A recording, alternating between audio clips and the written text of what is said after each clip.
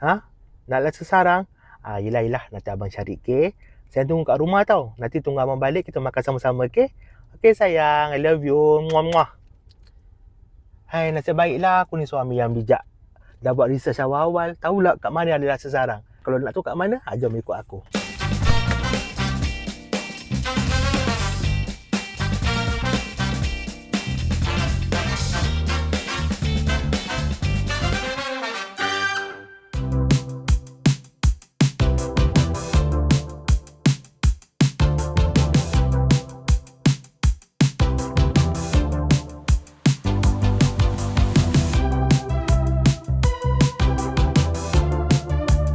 Dah sampai dah dekat laksa sarang. Nama dia Laksa Labu Telur Sarang yang berada di Pantai Dalam.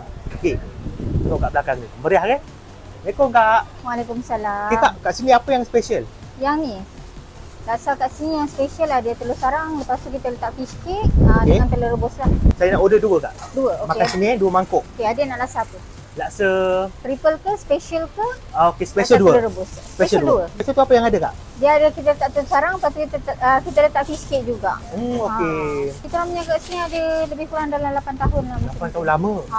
Tapi baru-baru ni baru viral Kak Yelah, betul. Baru viral lah. Kalau ikutkan original laksa sarang dari mana? Sebenarnya dia, kita punya laksa memang daripada KL lah. Oh, dari KL. Ni laksa KL. Kira turun-temurun punya perniagaan ke macam mana? Bukan. Resipi ni daripada adik saya. Ni adik saya. Yang comel ni. Yang tu mana? Aku tahu sikit mana adik comel tu. Untuk laksa ni kita jual dalam 60 kilo sehari. 60 kilo. Telur sarang ni dalam 400 pieces lah. 400 banyak.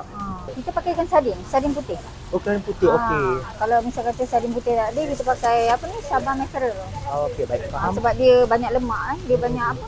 Banyak minyak. Okey, untuk telur sarang ni kita jual RM8. Okey. Untuk yang special punya kita jual RM9. Okey, RM9. RM9. Telur rebus sebiji RM7.5 je. Dah sampai dah pun. Terima Selamat kasih. menjaga selera korang. Terasa kuah dia dulu Bismillahirrahmanirrahim. Pekat kuah dia.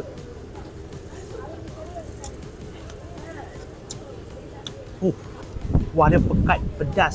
Cukup rasa masam, masin semua lengkap lah. Kita try kuah mi laksa dia pula. Suapan yang pertama.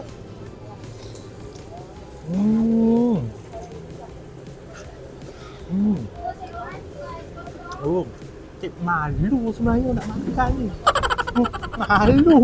Malu kat depo. sekali. Memang sedap. Sedap guys. Rasa macam tak cukup semangkuk ni. Telur. Dia rasa telur dia pula.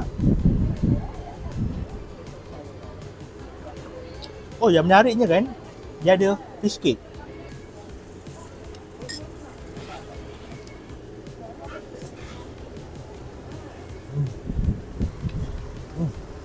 Sedap. Kalau tak sedap, takkan tak ada pelantun datang lain. Nampak tak? Kalau akan siapa? Dari Jepun. Orang Jepun pun makan laksa no. Memang berbaloi, memang tak rugi kau makan kat sini